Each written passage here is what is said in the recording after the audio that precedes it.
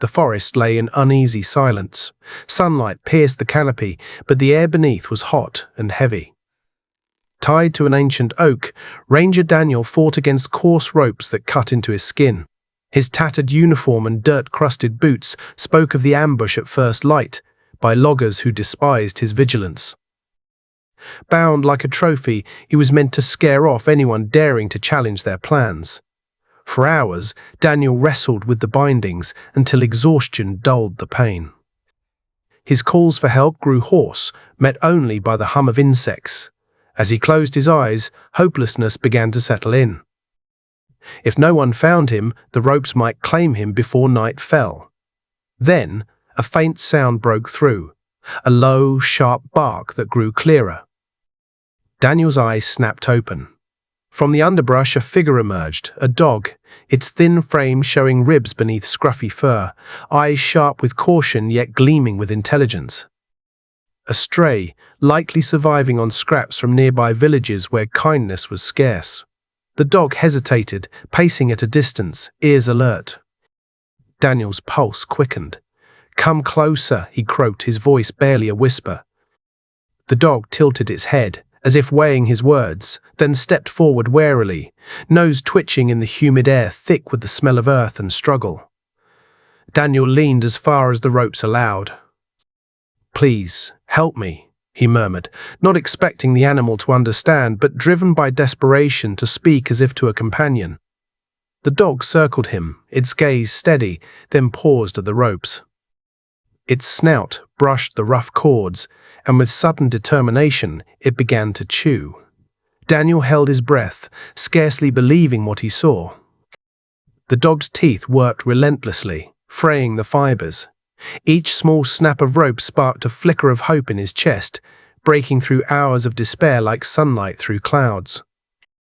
At one point, the dog stopped, panting heavily, its tongue lolling. Daniel feared it might abandon him. Instead, it let out a sharp, piercing bark that echoed through the forest, louder and farther than his own weakened voice could ever reach. A distant bird took flight, startled. Perhaps another ranger might hear. But the stray didn't wait for rescue. It returned to the ropes, tugging and gnawing with fierce resolve. Daniel gritted his teeth, urging his numb hands to shift, to test the loosening cords. Then, freedom. The final knot broke apart. His arms dropped, heavy and aching. He gasped, rubbing his raw wrists. The dog stepped back, tail low, watching him cautiously. Daniel sank to his knees, meeting its gaze. "You saved my life," he whispered, his voice trembling. He extended a shaking hand.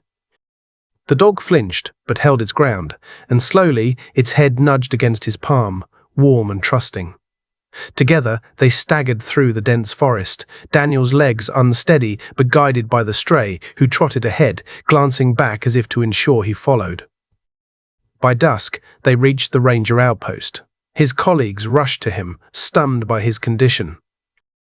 He recounted the ordeal, but his words lingered on the bravery of the stray, who refused to leave him to his fate. In the days that followed, the dog stayed near the outpost. Daniel offered food and water, and wariness gradually turned to trust. The once nameless stray became his steadfast partner, a protector of the forest. The woods remained perilous, with loggers still lurking, driven by greed. But Daniel no longer felt alone.